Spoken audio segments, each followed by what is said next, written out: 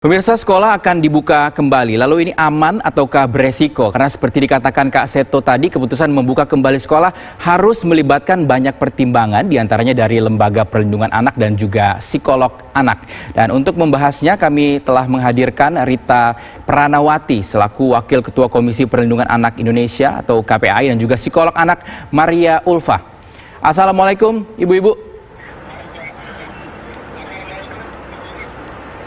Assalamualaikum, ya. Ya, baik. Saya mau ke Ibu Maria Ulfa terlebih dahulu selaku psikolog anak. Kalau kita lihat perilaku anak SD ataupun TK, apakah bisa diminta ataupun dipaksa untuk melakukan protokol kesehatan? Karena jika ini tidak dilaksanakan, ini tentunya berbahaya. Bisa diminta untuk melakukan hal itu, protokol itu secara instan?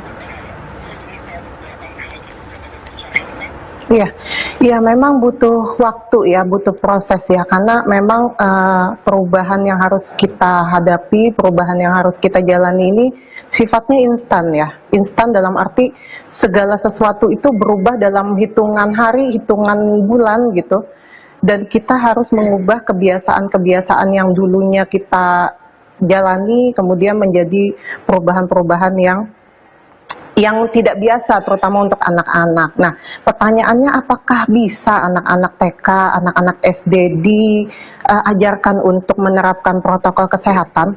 Memang membutuhkan waktu ya, ini anak-anak juga perlu pengetahuan, perlu juga adaptasi yang akan jadi kebiasaan baru untuk anak-anak.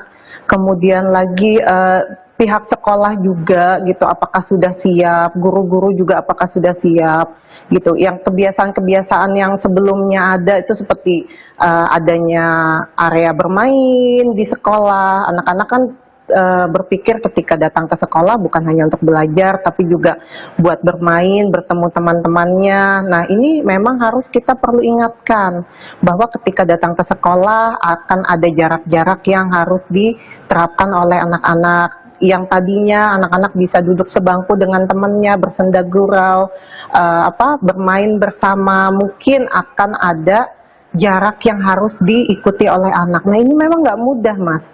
Memang ini nggak mudah, karena yang sekali lagi perlu bantuan oleh orang dewasa, orang tua. Orang tua sudah mengingatkan, mengajarkan di rumah, kemudian anak datang ke sekolah, harus lagi dipantau dan diingatkan lagi oleh guru-gurunya, pihak-pihak sekolah, tenaga pendidik yang ada di sekolah ya.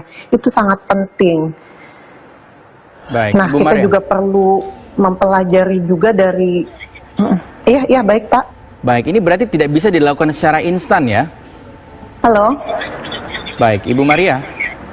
Butuh proses, butuh adaptasi. Baik, ya. Lanjutkan. Jadi butuh proses, butuh adaptasi ya. Anak-anak kecil, anak-anak yang usianya dini, oke, sudah cuci tangan, sudah pakai hand sanitizer. Tapi apakah ada jaminan bahwa dia tidak memegang hal-hal yang tidak penting di sekolah, misalnya memegang tangga, memegang bangku, gitu ya.